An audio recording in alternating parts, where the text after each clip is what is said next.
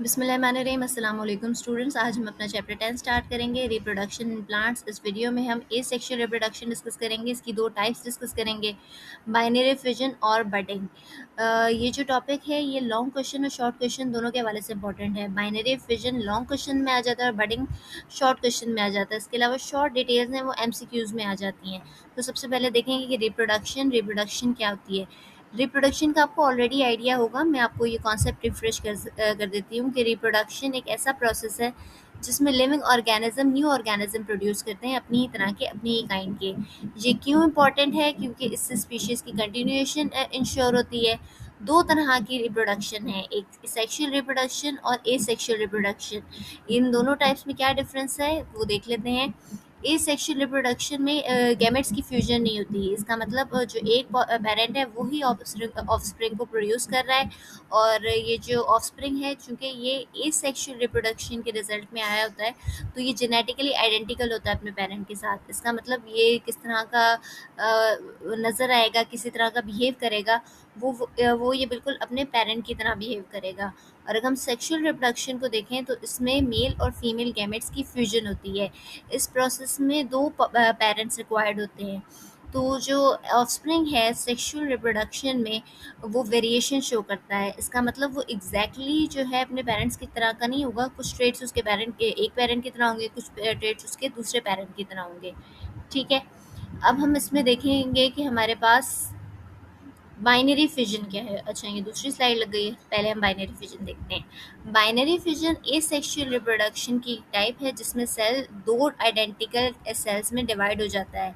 ये ज़्यादातर हम बैक्टीरियाज में देखते हैं। पेरेंट सेल का जो DNA है वो रेप्लिकेट करता है और वो सेल के दो अपोजिट एंड्स की तरफ मूव करता है। देन सेल मेम्ब्रेन जो है वो अंदर की तरफ पिंच होना स्टार्ट होती है और एक न्यू सेल वॉल फॉर्म होती है मिडिल में। फाइनली क्या होता है, फाइनली सेल जो है वो दो इन आइडेंटिकल डॉटर सेल में डिवाइड हो जाता है। ये जो प्रोसेस है ये कुछ यूनिसेलुलर ऑर्गेनिज्म जैसे कि अमीबा या यूग्लिना वगैरह में देखा जा सकता है। कुछ प्रोटिस्ट में न्यूक्लियस पहले डिवाइड होता है और फिर साइटोप्लाज्म डिवाइड होता है और दो न्यू ऑर्गेनिजम्स बनते हैं। अच्छा, ये आपने जो बैकग्राउंड नॉइज़ है ना ये आपने इग्नोर करनी है, ठीक है। और कुछ जो सिंपल एनिमल्स हैं जैसे कि प्लानेरियंस वगैरह हो गए वो भी बाइनरी फिजन के थ्रू ही रिप्रोड्यूस करते हैं। जैसे मैंने आपसे कहा था कि बाइनरी फिजन का पूरा प्रोसेस लॉन्ग क्वेश्चन में पूछा जा सकता है, लेकिन ये जो छोटी छोटी डिटेल्स है ना कि प्लानेरियन कैसे डिवाइड हो रहा है, प्रोटिस्ट में क्या हो रहा है, ये आपके उसमें आ जाता है MCQs में। ठीक है, बडिंग देखेंगे। बडिंग एसेक्सुअल रिप्रोडक्शन का मेथड है जिसमें न्यू ऑर्गेनिज्म डेवलप होता है। पेरेंट बॉडी से एक आउटग्रोथ जो है ना वो डेवलप होती है और उससे पूरा न्यू ऑर्गेनिज्म बन जाता है।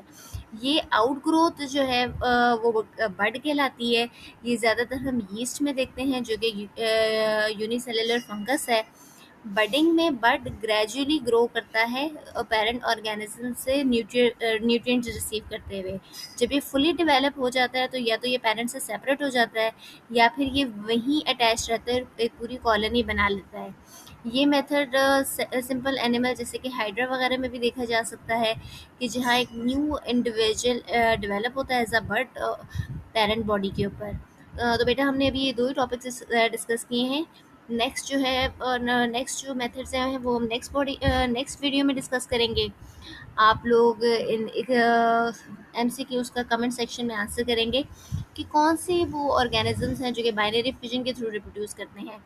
यीस्ट, राइजोपोडस, बैक्टीरिया, प्लांट, और यीस्ट में कौन से मेथड की रिप्रोडक्शन होती है, बाइनरी फिजन की, स्पोर फॉर्मेशन की, बडिंग की या फिर फ्रेगमेंटेशन की। कमेंट सेक्शन में आंसर करेंगे, डिटेल्स सीखेंगे तो मुझे ज़्यादा खुशी होगी।